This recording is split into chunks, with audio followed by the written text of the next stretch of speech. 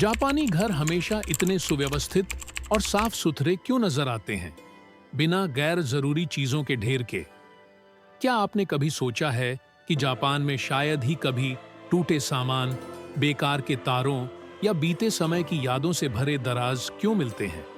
अगर आप जापान में किसी की अलमारी खोलें, तो वहां न तो अव्यवस्था मिलती है, न ही अराजकता। इसके बजाय वहां आपको एक स्वच्छ, संगठित और सौहार्दपूर्ण स्थान दिखाई देगा। लेकिन क्या यह केवल एक सौंदर्य बोध का मामला है, या उनकी जीवन शैली में कुछ गहरा अर्थ छिपा है? जापानी संस्कृति में एक ऐसी जीवन दर्शन है जो केवल व्यवस्था से आगे जाती है। यह एक ऐसी सोच है जो दिखाती है कि कैसे जिन वस्तुओं को हम अपने पास रखते हैं, वे धीरे धीरे हमें ही नियंत्रित करने लगती हैं। जापान में यह माना जाता है कि कम चीजें ज्यादा मूल्य रखती हैं, लेकिन यह आदत केवल सतही नहीं है। इसका गहरा संबंध हमारी मनोविज्ञान और भावनाओं से है। पश्चिमी दुनिया में हम अक्सर क्या पता कब जरूरत पड़ जाए सोच के साथ चीजें जमा करते रहते हैं। हम पुरानी डायरियां, बरसों से न पहने गए कपड़े, बेकार तारें और टूटे सामान सहेज कर रखते हैं, जिन्हें हम कभी ठीक करने का वादा करते हैं, लेकिन वह दिन कभी आता नहीं। इस तरह की जमाखोरी न केवल हमारे भौतिक स्थान को अस्त व्यस्त करती है, बल्कि हमारे मन को भी भर देती है, जिससे तनाव और चिंता पैदा होती है। जापानी लोग एक ऐसी सच्चाई को समझते हैं जिसे हम अक्सर भूल जाते हैं। हमारा बाहरी वातावरण हमारे अंदरूनी संसार का प्रतिबिंब होता है। जापान में जहां समरसता, हार्मोनी एक मूलभूत मूल्य है, वहां बिना उद्देश्य के वस्तुएं जमा करना न केवल स्थान का, बल्कि स्वयं का भी अनादर माना जाता है। यह केवल सांस्कृतिक परंपरा नहीं है। जापान ने अपनी पूरी इतिहास में बार बार भयानक प्राकृतिक आपदाओं का सामना किया है। भूकंप, सुनामी और आगजनी जो पल भर में सब कुछ नष्ट कर सकती हैं। ऐसे अस्थिर वातावरण में भौतिक वस्तुओं से चिपके रहने का क्या औचित्य है, जब सब कुछ एक क्षण में समाप्त हो सकता है? इस जीवन की नश्वरता एक प्रकार की बुद्धिमत्ता में बदल जाती है। जो अब उपयोगी नहीं है, उसे छोड़ना सीखना।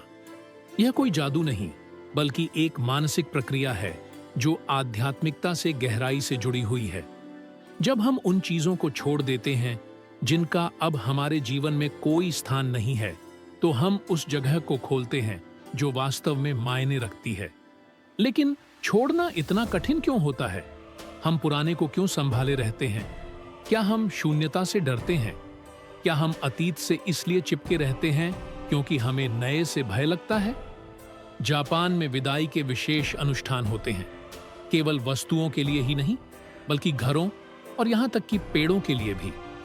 यह केवल चीजें फेंकने का कार्य नहीं है, बल्कि आभार व्यक्त करने और जीवन के चक्र को पूर्ण करने का तरीका है। और आप, क्या आपने अपने चक्र बंद किए हैं, या आज भी उन वस्तुओं और यादों से चिपके हुए हैं जो अब आपकी वर्तमान जिंदगी से मेल नहीं खाती? कल्पना कीजिए कि आप अपनी अलमारी खोलें और वहां केवल वही चीजें हों जिन्हें आप वास्तव में उपयोग करते हैं, जिन्हें आप प्यार करते हैं और जो आज के आपके व्यक्तित्व को दर्शाती हैं, न कि जो आप पहले थे या बनना चाहते थे। जापान में एक मान्यता है जो सुनने में सरल लगती है, लेकिन उसका प्रभाव बहुत गहरा होता है। जो उपयोग में नहीं है वह बोझ बन जाता है, शारीरिक नहीं बल्कि मानसिक। हर गैर जरूरी वस्तु एक अधूरी बातचीत, एक दबाई हुई भावना या एक खुली फाइल बन जाती है जो आपके मन की स्मृति और स्थान को घेरे रहती है। कई लोगों को लगता है कि जापानी मिनिमलिज्म ठंडापन दर्शाता है, जैसे उसमें भावनाएं नहीं होती, लेकिन यह एक गलत फहमी है। वास्तव में यह एक प्रेमपूर्ण, आदरपूर्ण और पूर्ण उपस्थिति का कार्य है। किसी भी वस्तु को छोड़ने से पहले आपको उसे सच्चाई से देखना होता है, पहचानना होता है, धन्यवाद देना होता है और तब जाकर छोड़ना होता है। और भले ही यह सुनने में आसान लगे, यह करना आसान नहीं होता। पश्चिमी देशों में हम अक्सर अपनी वस्तुओं के लिए बहाने बनाते हैं। यह तो किसी ने तोहफे में दिया था, यह बहुत महंगा था, या इससे यादें जुड़ी हैं। लेकिन असली सवाल यह है, क्या यह चीज आपको शांति देती है, या बस बीते कल की एक गूंज बनकर आपके आगे बढ़ने में रुकावट बन रही है? जापान में एक वार्षिक सफाई की परंपरा है जिसे उसूजी कहते हैं। यह केवल धूल साफ करने का काम नहीं है, यह आत्मा को साफ करने का भी माध्यम है। हर कोना, हर दराज और इस प्रक्रिया के दौरान लिया गया हर निर्णय एक अवसर होता है चंगा होने का, क्योंकि बाहरी सफाई अंदर की शुद्धि भी लाती है। और वे यह कार्य मजबूरी में नहीं करते, बल्कि पूरी जागरूकता, उद्देश्य और उपस्थिति के साथ इसे एक पवित्र अनुष्ठान की तरह निभाते हैं। क्या आपने कभी जापानी अवधारणा मां के बारे में सुना है? इसका अनुवाद करना लगभग असंभव है, लेकिन यह खाली स्थान को दर्शाता है, केवल भौतिक नहीं, बल्कि वस्तुओं, ध्वनियों और शब्दों के बीच की जगह को भी। यह वही शून्यता है जो किसी चीज को सांस लेने देती है। जापानी घरों में मां मौजूद होता है क्योंकि वे समझते हैं कि मौन भी संवाद करता है और खालीपन पोषण दे सकता है। अब आता है सबसे गहरा हिस्सा। क्या गैर जरूरी चीजें जमा करना सिर्फ हमारी असुरक्षाओं का प्रतिबिंब है? जो चीजें आप नहीं फेंकते, क्या वे उस अंदरूनी डर की निशानी है जिसे आप छोड़ने की हिम्मत नहीं कर पाते? वह टूटा हुआ टेडी बियर, वह किताब जो आपने कभी नहीं पढ़ी, वह कपड़े जो अब आपको फिट नहीं आते, क्या ये आपके डर, असफलताएं या वे पुराने आप हैं जिन्हें आपने अब तक माफ नहीं किया? जापान में लोग बेकार चीजें नहीं रखते क्योंकि उन्होंने अपने अतीत को छिपाना नहीं, बल्कि उसे सम्मान देना और फिर छोड़ना सीख लिया है। इस तरह वे जिंदगी को हल्केपन के साथ जीते हैं। और आप खुद को किन चीजों से भरने की कोशिश कर रहे हैं? शायद आपको और चीजों की जरूरत नहीं, बल्कि जिंदगी में कम बोझ की जरूरत है।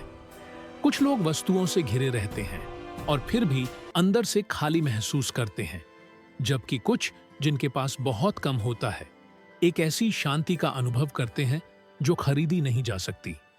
यह हमें क्या सिखाता है कि समस्या इस बात में नहीं है कि आपके पास कितना है, बल्कि इस बात में है कि आपको वास्तव में कितने की जरूरत है।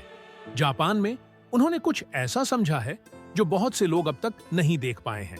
कम की जरूरत होना ही असली आजादी है।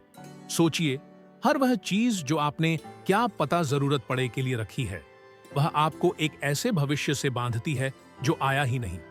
हर वह वस्तु जो आप इस्तेमाल नहीं करते लेकिन संभाल कर रखते हैं, वह अनजाने में एक डर से उपजा वादा है। कमी का डर, उस समय जरूरत पड़ने पर न मिलने का डर। लेकिन वास्तव में ऐसा कितनी बार होता है? जो आप नहीं जानते वह यह है कि यह मौन डर धीरे धीरे आपके मन में जमा होता जाता है। यह चिंता बन जाता है, थकान बन जाता है और एक लगातार अस्त व्यस्तता की भावना में बदल जाता है, चाहे सब कुछ अपनी जगह पर क्यों ना हो। जापानी इस बोझ को नहीं ढोते। क्यों? क्योंकि उन्होंने विश्वास करना चुना है इस बात पर कि वर्तमान ही पर्याप्त है, कि जो आना है वह आएगा, और खाली स्थान भी समृद्धि का एक रूप है। पश्चिम में खालीपन डरावना लगता है। हम सोचते हैं कि एक खाली घर एक उदास घर है, लेकिन जापान में खालीपन ही शांति है। यह प्रकाश को प्रवेश करने का मौका देता है, हवा को बहने देता है और मन को सांस लेने का अवसर देता है। और शायद यही हमारी सबसे बड़ी गलती है, खालीपन से डरना बजाय इसके कि हम उसे शांति और नवीनीकरण का स्रोत माने। हम अपने घरों को चीजों से भरते हैं, लेकिन जिन खालीपन को भरने की कोशिश करते हैं वे शारीरिक नहीं बल्कि भावनात्मक और अस्तित्व से जुड़े होते हैं। वे खालीपन जो यह नहीं जानने से पैदा होते हैं कि हम वास्तव में कौन हैं। और यहाँ एक बहुत बड़ी सच्चाई है, कई बार हम इसलिए नहीं छोड़ते क्योंकि हमें डर होता है कि उसे छोड़ने से हमारी पहचान भी छिन जाएगी। लेकिन जापानी कुछ ऐसा समझते हैं जो बहुतों को नहीं पता। आप आपकी चीजें नहीं हैं। आप वह स्वेटर नहीं हैं जो आपने किशोरावस्था में पहना था, न ही वह कप जो किसी ने आपको उपहार में दिया था, जो अब आपकी जिंदगी में नहीं है। आप वह हैं जिसे आप अपने दिल में संजोते हैं, न कि वह जो आपकी दराजों में पड़ा है। जापान में बच्चों को बचपन से ही छोड़ना, अनासक्ति और दान करना सिखाया जाता है। यह सीख उन्हें अधिक जागरूक, अधिक हल्का और सबसे बढ़कर अधिक खुश बनाती है। ऐसे वयस्क जो अपनी कीमत चीजों से नहीं बल्कि अपने होने से मापते हैं। क्या आप कल्पना कर सकते हैं कि अगर आपने ऐसी मानसिकता के साथ जीवन जिया होता तो आपकी जिंदगी कैसी होती। आप कितने निर्णय अलग तरीके से लेते, कितनी बहसों से बच सकते थे। अगर आप पुराना छोड़ने की हिम्मत करते तो नए के लिए कितना स्थान होता। मैं आपको थॉमस की कहानी सुनाता हूं। थॉमस लंदन से था, एक इंजीनियर, 38 वर्ष का। वह लगातार काम करता था और अच्छी कमाई करता था। उसके पास एक उच्च श्रेणी की कार, एक आधुनिक अपार्टमेंट और सबसे महत्वपूर्ण बात, कई डिब्बे थे। क्या पता कब जरूरत पड़े कि सोच से भरे डिब्बे, यादों से भरे डिब्बे, ऐसे डिब्बे जिन्हें उसने कभी खोला ही नहीं। एक दिन उसे काम के सिलसिले में टोक्यो स्थानांतरित कर दिया गया और वहां सब कुछ बदल गया। नई जगह पर पहली रात उसे कुछ अजीब लगा। वहां न तो एक विशाल टीवी था, न ही किताबों से भरी अलमारियां जिन्हें उसने कभी पढ़ा नहीं था, न ही 8 कुर्सियों वाली मेज थी उन मेहमानों के लिए जो कभी आते ही नहीं थे। केवल आवश्यक चीजें थीं और वर्षों में पहली बार वह मौन से असहज महसूस कर रहा था। उसने उस खालीपन को भरने की कोशिश की। उसने वस्तुएं खरीदी, चित्र, सजावटी तकिए, एक आधुनिक घड़ी, लेकिन हर चीज जो वह लाता वह जैसे उस स्थान से मेल नहीं खाती, मानो वह स्थान स्वयं उसे अस्वीकार कर रहा हो। तब उसकी मुलाकात एमी से हुई। एमी एक कैलीग्राफी की शिक्षिका थी। उसका घर और भी सरल था, एक फुतोन, एक पौधा, एक किताब और एक ऐसा वातावरण जिसे शब्दों में वर्णित करना मुश्किल था, मानो शांति दीवारों के बीच तैर रही हो। एक शाम जब थॉमस अपनी चीजों के बारे में बात कर रहा था, एमी ने उसे देखा और कुछ ऐसा कहा जिसे वह कभी नहीं भूला। जितना अधिक तुम अपने घर को भरते हो, उतना ही कम स्थान तुम अपने लिए छोड़ते हो सांस लेने के लिए। यह एक साधारण वाक्य था, लेकिन थॉमस के लिए यह किसी भी आलोचना से अधिक दर्दनाक था, क्योंकि वह जानता था कि यह सच है। उसने अपनी जिंदगी को से भर दिया था, लेकिन उसके पास न तो शांति के लिए स्थान था, न ही आत्मचिंतन के लिए और न ही प्रेम के लिए। इस प्रकार उसका परिवर्तन का सफर शुरू हुआ। हर रात वह कुछ न कुछ त्यागता, लेकिन क्रोध से नहीं बल्कि कृतज्ञता के साथ। एक कप, धन्यवाद इतने सुबहों का साथ देने के लिए। एक स्वेटर, धन्यवाद उन सर्दियों में गर्म रखने के लिए जो अब नहीं है। और हर वस्तु को छोड़ते हुए वह खुद को और अधिक हल्का महसूस करता। वह बेहतर सोता, बेहतर सांस लेता, बेहतर सोचता। पहली बार वह अपने साथ अकेला था और उसे डर नहीं लग रहा था। थॉमस जापानी नहीं बना, लेकिन उसके भीतर कुछ बदल गया। उसने वह सीखा जो जापानी सदियों से जानते हैं। आपका परिवेश आपकी आत्मा को आकार देता है और हर वस्तु में एक ऊर्जा होती है। प्रश्न यह है, क्या आपके चारों ओर की ऊर्जा आपको प्रेरित करती है या आपको थका देती है? जो जापानी करते हैं वह कोई फैशन नहीं है, वह एक कला है, एक अनुष्ठान है, एक जीवन जीने का तरीका है जिसमें स्वयं और अपने स्थान के प्रति सम्मान होता है। अंततः यह कम रखने के बारे में नहीं है, बल्कि केवल वही रखने के बारे में है जो महत्वपूर्ण है। कहा जाता है कि जापान में समय धीरे धीरे बीतता है, न कि इसलिए कि घड़ियां धीमी चलती हैं, बल्कि इसलिए कि लोग सब कुछ नहीं भरते। न स्थान, न समय सारणी, न आत्मा। वहां समय का उपभोग नहीं किया जाता, उसे सम्मानित किया जाता है। और यह भी बेकार चीजों को जमा न करने से संबंधित है, क्योंकि जब आपका घर चीजों से भरा होता है तो आपका मन भी भरा होता है। आपकी ध्यान केंद्रित करने की क्षमता बिखर जाती है, आपके निर्णय विलंबित होते हैं, आपकी भावनाएं थक जाती हैं और आप तब तक नहीं समझते जब तक एक दिन आप टूट नहीं जाते। क्या कभी ऐसा हुआ है कि आप अपने घर में प्रवेश करते हैं और बिना किसी कारण के थकान महसूस करते हैं? एक दराज खोलते हैं और तुरंत बंद कर देते हैं, क्योंकि वह आपको अभिभूत कर देती है। टालते हैं, टालते हैं, टालते हैं, जब तक कि वस्तुएं अदृश्य लेकिन उपस्थित भूतों में न बदल जाए। जापान में यह संयोग नहीं है। वे जानते हैं कि बाहरी व्यवस्था आंतरिक व्यवस्था बनाती है और आंतरिक व्यवस्था आपके संबंधों को बेहतर बनाती है। क्या आपने कभी ध्यान दिया है कि एक जोड़े की बहस शायद ही कभी उस कारण से शुरू होती है जो प्रतीत होता है, लेकिन कितनी बार यह अव्यवस्था के बीच होती है? एक गंदे रसोई घर में, एक अस्त व्यस्त बैठक में, एक कमरे में जहां कपड़े बिना मोड़े पड़े हैं। क्योंकि अव्यवस्था केवल दृश्य नहीं होती, वह भावनात्मक होती है। वह वातावरण में कंपन करती है और सब कुछ प्रदूषित कर देती है। वे बेकार चीजें नहीं जमा करते, क्योंकि वे अनावश्यक तनाव भी नहीं जमा करते। उन्हें यह स्पष्ट है कि घर एक मंदिर है, और एक मंदिर को कचरे से नहीं, बल्कि प्रकाश, हवा और उद्देश्य से भरा जाता है। और यदि आप भी ऐसा कर सकते, मैं नकल करने की बात नहीं कर रहा, मैं परिवर्तन की बात कर रहा हूं।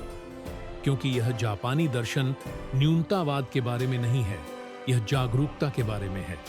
और जब आप जागरूक होते हैं, तो आप समझते हैं कि आपको कॉफी पीने के लिए 10 कपों की जरूरत नहीं है, केवल एक की जरूरत है जो आपको सबसे अधिक पसंद हो। आपको 20 तौलियों की जरूरत नहीं है, केवल साफ तौलियों की जरूरत है। आपको अपने आप को विद्वान दिखाने के लिए अपनी अलमारियों को किताबों से भरने की जरूरत नहीं है, केवल एक किताब पढ़ने और उसे लागू करने की जरूरत है। लेकिन सबसे कठिन बात यह है, जब आप वस्तुओं को छोड़ना शुरू करते हैं, तो आपको खुद से भी सामना करना पड़ता है। आप खुद से पूछते हैं, मैंने यह क्यों खरीदा? मैं किस खालीपन को भरने की कोशिश कर रहा था? मैं किसे प्रभावित करना चाहता था? और फिर आप कुछ दर्दनाक सच्चाइयों का सामना करते हैं, लेकिन वे आपको आजाद भी कर देती हैं। जापानी लोग बेकार की चीजें जमा नहीं करते, क्योंकि वे समझते हैं कि जो कुछ भी आपके घर में आता है, वह आपकी जिंदगी में भी प्रवेश करता है। और अगर आपकी जिंदगी पहले से ही भरी हुई है, तो नया कहां से आएगा? शांति कहां विश्राम करेगी? आपकी आत्मिक शांति को कहां स्थान मिलेगा?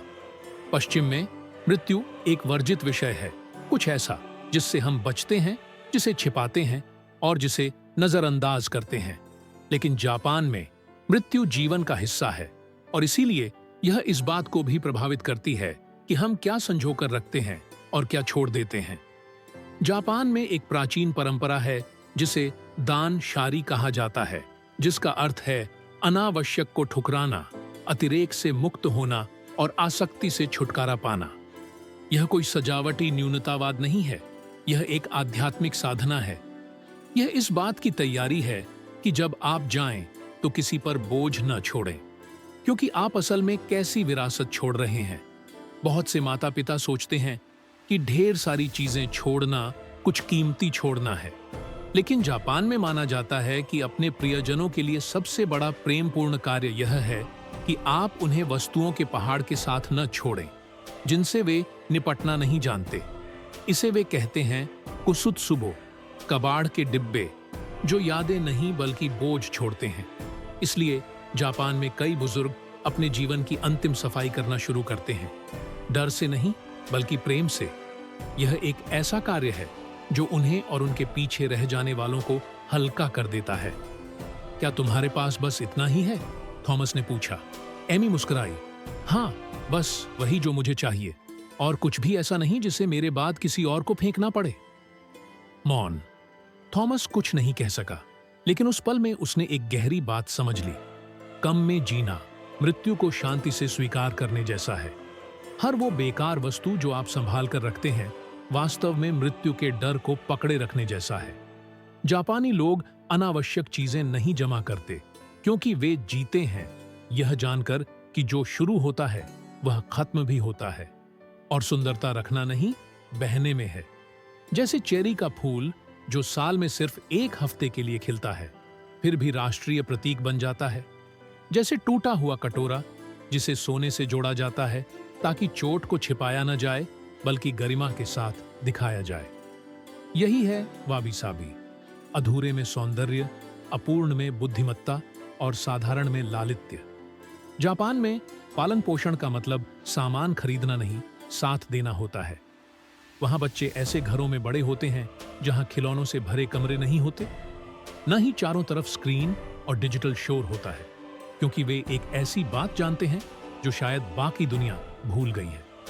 बच्चे को और उत्तेजना नहीं बल्कि और उपस्थिति चाहिए।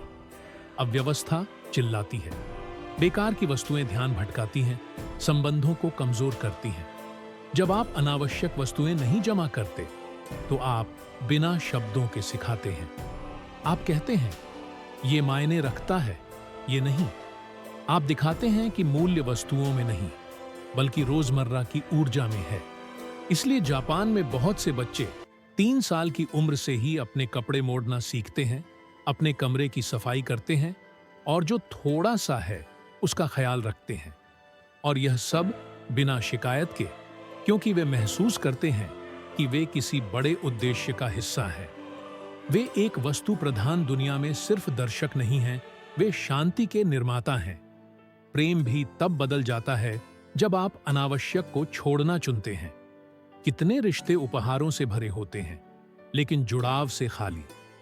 कितने जोड़े भौतिक चीजों पर बहस करते हैं, एक बिल, एक बिखरी वस्तु, एक गड़बड़ मेज, एक घर जिसमें कोई चीज अपनी जगह पर नहीं, क्योंकि सब कुछ बहुत ज्यादा है।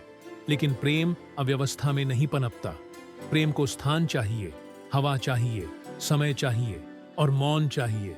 और ये खरीदे नहीं जाते, ये बनाए जाते हैं।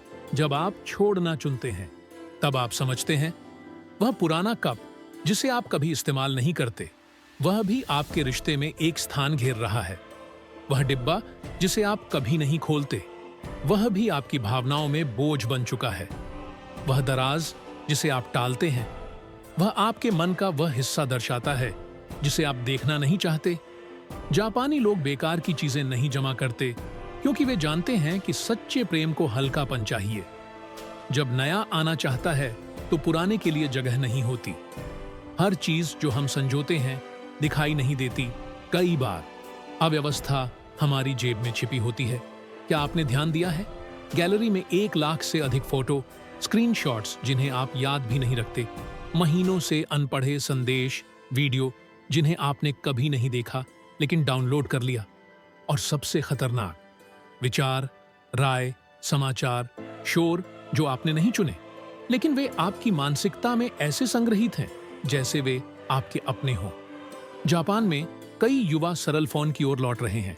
यह कोई फैशन नहीं, बल्कि मानसिक स्वास्थ्य के लिए है, क्योंकि उन्होंने समझा है कि अनावश्यक जानकारी जमा करना उतना ही विषैला है जितना कि अनावश्यक वस्तुओं को जमा करना।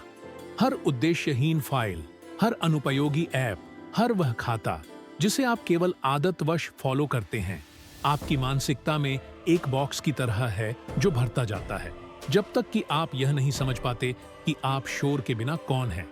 जापानी लोग अनावश्यक चीजें नहीं रखते, क्योंकि वे जानते हैं कि आज का सच्चा विलासिता सब कुछ होना नहीं है, बल्कि शांति होना है। दृश्य शांति, मानसिक शांति, डिजिटल शांति। और यह केवल तभी संभव है जब आप जानबूझकर हर उस स्थान को खाली करें जिसमें आप रहते हैं, यहां तक कि आभासी स्थानों को भी। क्या आपको याद है जब समय अनंत लगता था, जब घंटे धीरे धीरे बीतते थे, जब कुछ न करने वाली दोपहर अच्छी लगती थी? अब ऐसा नहीं है। अब हम इसे समय की बर्बादी कहते हैं, लेकिन समय की बर्बादी कुछ और है। यह नहीं जानना कि आपका जीवन किसमें जा रहा है। खुले टैब्स और शून्य उपस्थिति, वीडियो से वीडियो पर कूदना बिना किसी को याद किए, स्क्रीन पर पाठ पढ़ना। आप जीवित हैं लेकिन उपस्थित नहीं हैं। इसलिए जापानी लोग मां का सम्मान करते हैं। खाली स्थान, एक नोट और दूसरे के बीच का अंतराल, एक क्रिया और अगली के बीच 2 शब्दों के बीच, क्योंकि यही वह खाली स्थान है जहां सच्चाई घटित होती है, वहीं सांस ली जाती है, वहीं रचनात्मकता जन्म लेती है, वहीं बस अस्तित्व होता है। लेकिन यदि आप हर कोने को उन चीजों से भर देते हैं जिनका अब कोई अर्थ नहीं है, तो मां के लिए कोई स्थान नहीं बचता, उस पवित्र खालीपन के लिए। और आपके लिए भी कोई स्थान नहीं बचता। कुछ वस्तुएं अब कोई कार्य नहीं करती, लेकिन उनसे छुटकारा पाना दर्दनाक होता है। क्यों? क्योंकि हम चीजें नहीं रखते, हम अपने पिछले संस्करणों को संजोते हैं। वह टी शर्ट अब आपको फिट नहीं होती, वह घड़ी काम करना बंद कर चुकी है, वह पत्र किसी ऐसे व्यक्ति का है जो अब आपके जीवन का हिस्सा नहीं है। फिर भी वे वही हैं, जैसे मीठे भूत, जैसे उदासी से ढंग की लंगरें। कभी कभी हम इसलिए संजोते हैं क्योंकि हम किसी चरण को समाप्त करना नहीं जानते थे, क्योंकि किसी ने हमें विदाई कहना नहीं सिखाया, क्योंकि हम मानते हैं कि उस वस्तु को फेंकने से हम उसका अर्थ भी त्याग रहे हैं। लेकिन ऐसा नहीं है। स्मृतियां किसी बॉक्स में नहीं रहती, वे आप में रहती हैं, और आप उन्हें तब मुक्त कर सकते हैं जब आप उन्हें बिना उन्हें रखने की आवश्यकता के याद करने का निर्णय लेते हैं। जापान में एक सुंदर अनुष्ठान है। जब कुछ अब काम नहीं आता लेकिन मूल्यवान था, तो उसे जाने देने से पहले धन्यवाद दिया जाता है, जैसे उसमें आत्मा हो। इसे अरिगाताई मोनो कहा जाता है। वस्तुएं जिनके लिए मैं आभारी हूं, उन्हें क्रोध से नहीं त्यागा जाता, बल्कि कृतज्ञता के साथ विदाई दी जाती है, क्योंकि वे आपके एक हिस्से थे, लेकिन अब नहीं है। हर वस्तु जिसे आप छोड़ते हैं वह एक हानि नहीं है, यह एक चयन है, एक सचेत क्रिया, आपके जीवन को दिया गया एक स्पष्ट संकेत। मुझे अब इसके बिना आगे बढ़ने की आवश्यकता नहीं है। और तब खालीपन डरावना नहीं रहता, यह कुछ पवित्र में परिवर्तित हो जाता है। और फिर क्या हुआ? थॉमस ने अधिक ध्यान से सुनना शुरू किया, धीरे धीरे अपने भोजन का स्वाद लेना, बिना रुकावट के सोना, एमी को वास्तव में देखना। और कुछ ऐसा हुआ जिसकी उसने अपेक्षा नहीं की थी। उसने फिर से सपने देखना शुरू किया, क्योंकि जब आपका परिवेश शांत होता है तो आपकी आत्मा भी खिलने के लिए स्थान पाती है। जो एक तुच्छ इशारा प्रतीत होता था, अनावश्यक चीजों को फेंकना, वह एक पुनर्जन्म बन गया, अपने जीवन को बसाने का एक नया तरीका। अंत में यह केवल चीजों से छुटकारा पाने के बारे में नहीं था, यह नियंत्रण पुनः प्राप्त करने के बारे में था, स्थान का, समय का, अपने अस्तित्व का। और आप कितनी निरर्थक चीजें अभी भी ढो रहे हैं? शायद यह प्रश्न पूछने का समय है, शायद यह खाली करने का समय है, ताकि आप वास्तव में महत्वपूर्ण चीजों से भर सकें। क्योंकि जैसा कि एक प्राचीन जापानी कहावत कहती है, जो अनावश्यक नहीं रखता, उसके पास हमेशा असाधारण के लिए स्थान होता है। अपने जीवन में स्थान बनाएं। जो आने वाला है उसे पहुंचने के लिए एक स्थान की आवश्यकता है। यदि इस कहानी ने आपको छुआ है, यदि इसने आपको आपके घर, आपके फोन या आपकी मानसिकता को एक नए दृष्टिकोण से देखने के लिए प्रेरित किया है, तो बने रहें। यहाँ हम सरल लेकिन गहन चीजों के बारे में बात करते हैं, उन आदतों के बारे में जो परिवर्तन लाती हैं, उन संस्कृतियों के बारे में जो उपचार करती हैं, और कैसे कम के साथ अधिक जिया जाए। यदि आप ऐसी और कहानियां चाहते हैं तो चैनल को सब्सक्राइब करें, नोटिफिकेशन बेल को सक्रिय करें ताकि आप कुछ भी न चूकें। और यदि आप किसी ऐसे व्यक्ति को जानते हैं जो बहुत अधिक चीजें संजोता है, तो यह वीडियो उसके साथ साझा करें। शायद वहीं से उसका अपना पवित्र खालीपन शुरू होगा। अगली कहानी में मिलते हैं।